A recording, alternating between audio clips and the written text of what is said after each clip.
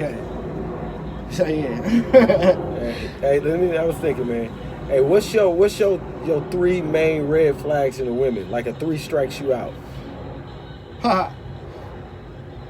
Don't yell at me in public. They can't stun you.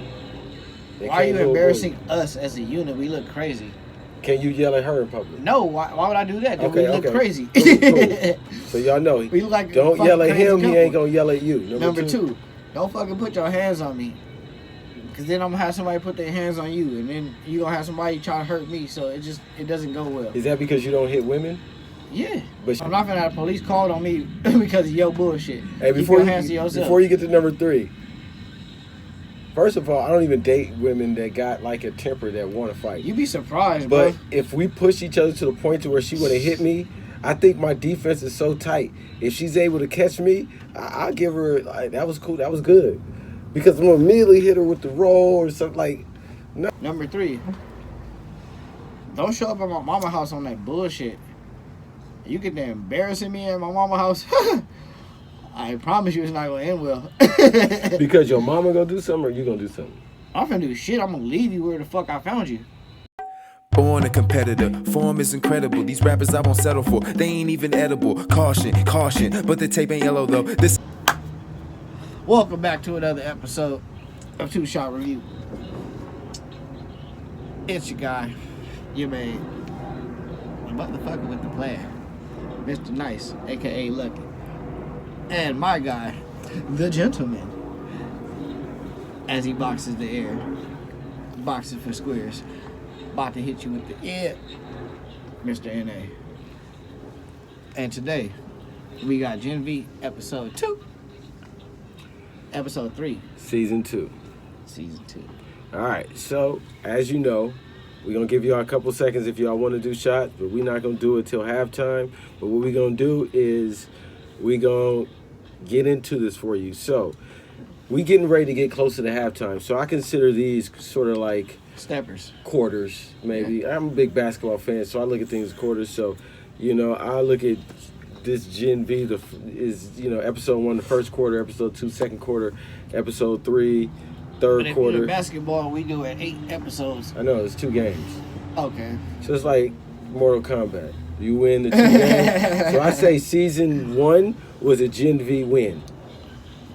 Season 2, so far, Gen V got episode 1. The haters got episode 2. Them versus the haters. Them versus the haters. All right, well, let's see what let's see what episode 3 does. But how was you coming out of episode 2? Do you feel like episode 1? I know based off your analysis, episode 1 was definitely better than episode 2. Yeah, I'll tell you that then, because we already kind of along with it. Yeah. So we're coming out of episode 2. We're getting into episode 3, and let's see. So it starts off with a human actually headed into God U, and she's stressed out like. Fozani's pop is stressed out, rattled. She's trying to get in. She works at the local coffee bar inside of God U. So she's stressed out because everybody keeps fucking with her, and the Starlighters keep posting posts on her coffee bar.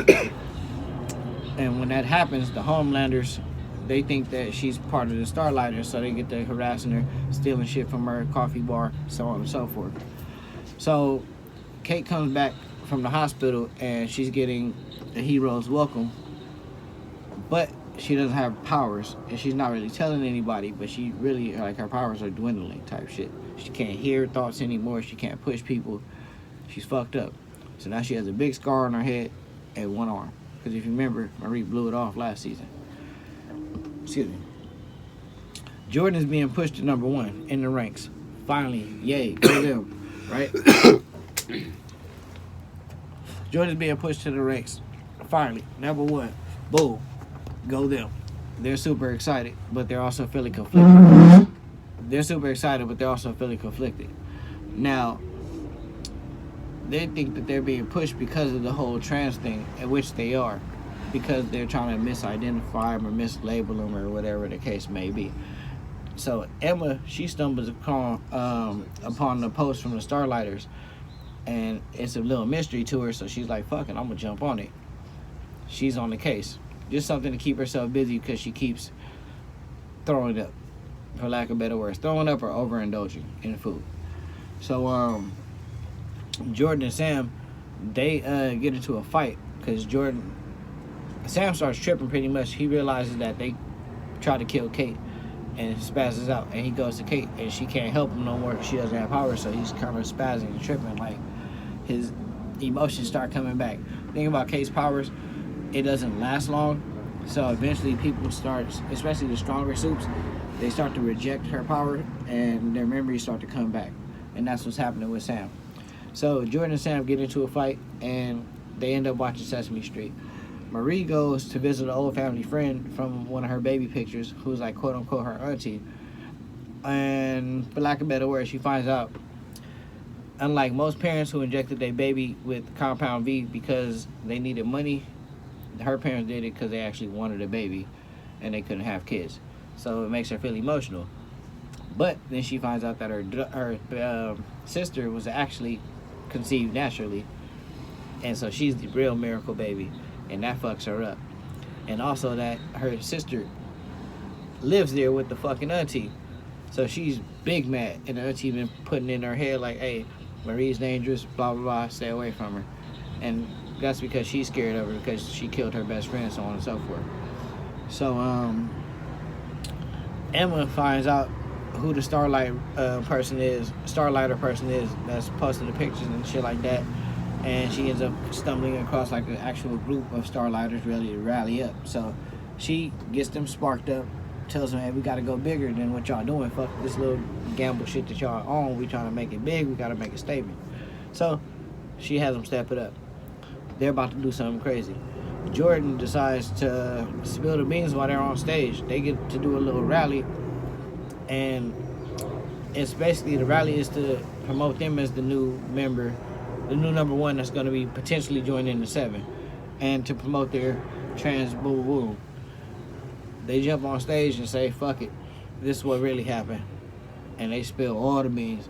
We was in this was the fight, pretty much a quick recap of what happened last season. And the dean was in the background ready to step up and co-sign, but then he just walks off. Dean Cypher, the guy that was inside the meeting. And she also, I think she said something about the dean being in there. I don't remember. Maybe. Who's she? You talking about Jordan? Jordan? Yeah. She said she saw the dean in the facility. Yeah. So she knows the dean was in there. She says something. The dean walks off. So we about to see what happens in episode 4 because it just dropped today. And tell me what you think about it. What you got in there? All right. You know, before I get into the good, the bad, the ugly, I just need to let y'all know when I was looking at it, you know, because I watched them all together, and I watched them as 3 episodes, and then at the end of episode 3, I start to realize, like, because I think of it more strategically. I was like, okay, so they just let out 3 episodes. All right, cool. So I'm thinking now they filmed the first 3 like a movie, you know, just all straight 3, and they chop it up. Yeah, so when we get to episode 3, I start to look back at the other episodes, and I start to compare that to the pacing of a movie. And I'm like, okay, you got the build, the story, and the kind of the final cliffhanger that leads you into the second portion of this story, which is the releasing of episodes, the recent episodes weekly. So I think it was all a build-up. Now, what I did, let's get into the good, the bad, the ugly. What I did like is that the good, they still kept the Gen Z vibe without, you know, rest in peace, our boy, native of Los Angeles, California, if I'm not correct, right? Chance Perdomo. Yes. So, you know, not native. I think he was from Britain. Oh, but he lived out here. Yeah. So he's not. So he's more like a Kobe. Oh, because how Kobe was born in France or some shit? He just like people that weren't born here. Nipsey is a native. So yeah, Chance Perdomo. Right. But battery. We put him in battery life. Okay, yeah, but anyway, so I do like that the story still feels the same vein, but the problem is that it's a very good story. They got very good characters. Everything is good, but nobody's standing out. You know, I do like the fact that there's the new guy, which is Cypher. You know, what I mean? He's really putting himself as a very good villain. But, you know, so far, like, but that's the mystery that they're trying to sell on from season 1. What's this mystery? Now they're bringing you a whole new mystery. So they're still giving you that same feel, but there's nobody that really stands out. So it's kind of good, but bland. The bad is, you know, where they're really trying to push something that people that naturally gravitate to this genre because of it's being a comic book movie aren't really good. It's just the whole personal storylines with these individuals. So it kind of, you know, I really don't care. Like, number one, bad. I don't think the male Jordan is a good actor. The female Jordan is very good. But when the male Jordan gets into the scene, it's a good and a bad. So the male Jordan is very good at action moves. So when it turns into the action scenes, the male Jordan is good. When it turns into talking, the female Jordan is better. But when it goes to the action scenes, the female Jordan is so cringe. It's like, ugh, what are you doing out there? It looks stupid. But the male Jordan looks all right. So it's kind of this mix of just, I don't know what to say about this particular dish. The motherfucking shrimp is smacking, and my girl Shay will know about this. The shrimp is good, but the noodles in this shrimp Alfredo, you fucked it up. It's nasty. So, you know what I mean? That's how I feel about Jordan. But then every character has that kind of dynamic, so nobody really stands out. Unlike Chance, who did. That's the bad. It's bland, and the ugly is that they're really trying to push a narrative that a very micro community really identifies with, and Micro community. Yeah, so it's kind of hard to like sell a lot of people on the idea of a micro. We can understand the struggle, but to really like beat us over the head with it is kind of much. So, you know, the over pushing of certain narratives is kind of like, okay, is this more about the story of the Compound V, or like, what are we doing? Is this more about a take on society? Are we talking about society, or are we talking about Compound V? Because realistically, this is a fictional story. We have a whole fictional group. We have a whole people that understand that this is a drug that you can take to become superheroes. If you bring that into this world right here, you create a whole different understanding of this movie. The movie would be different. So I just don't like that push and the realism that they're trying to make this storyline with, like they did The Boys. It's feeling less and less real to me when you're trying to push these real world narratives in this fictional, almost fairy tale like world. Okay. Interesting take on it. Let us know if y'all agree in the comments. For me, I'm gonna keep it brief. 2 piece. So, the good.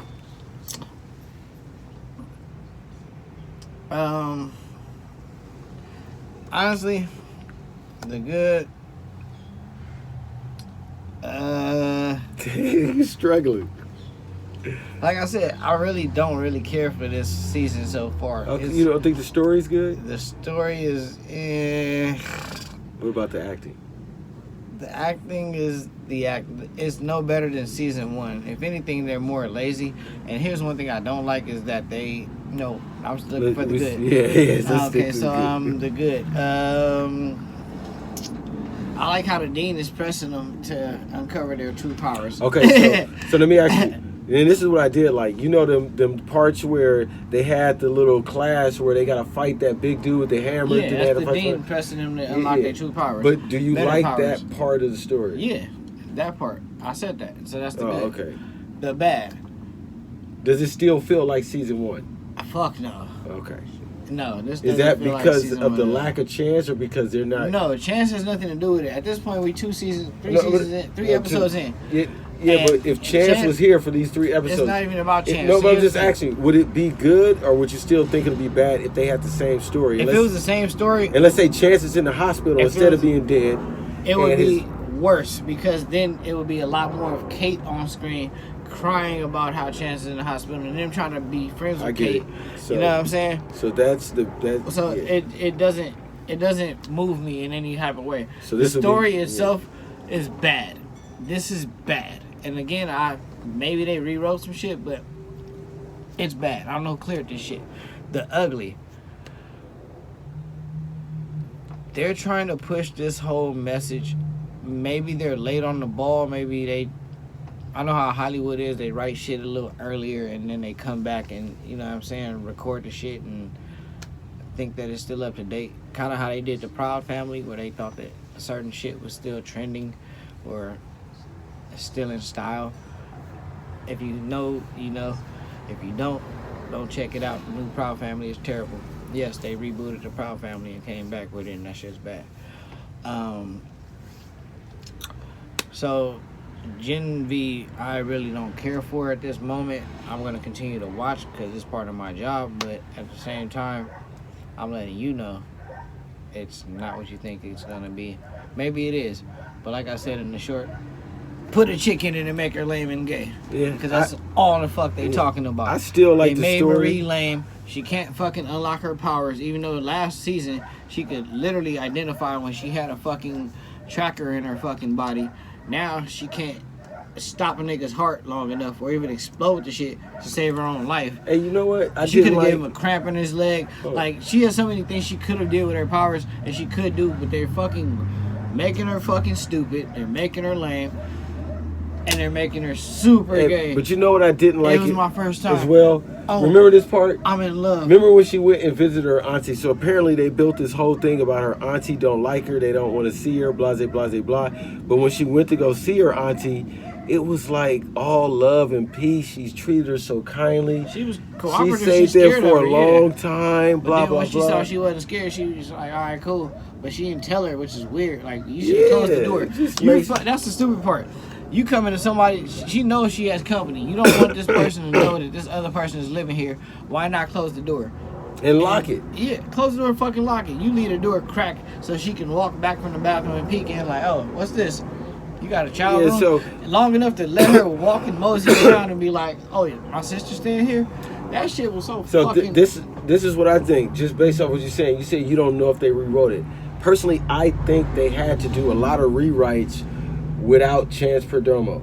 So without that, I don't think they did. I think they just did some shit. It's not even about Chance Perdomo, bro. I think they did. At this point, we don't know what they officially did, but I think they did. So, you know what I mean? It's not a Chance thing. Whatever. The Chance is out the picture. He's gone. R.I.P. that man. But I still think the story is good. Back. I just don't think that nobody stands out. So it's like the Detroit Pistons when they had Larry Brown and they won the championship. They couldn't like redo it. You had a team, you had a great coach and a great team full of average players. You didn't have no superstar. And so, as you know, we'll take a shot next time. We in the third quarter, man. Fourth quarter, first half coming up, man. So we gonna see because been another 2 shot review. What's happening? Born a competitor, form is incredible. These rappers I won't settle for, they ain't even edible. Caution, caution, but the tape ain't yellow though. This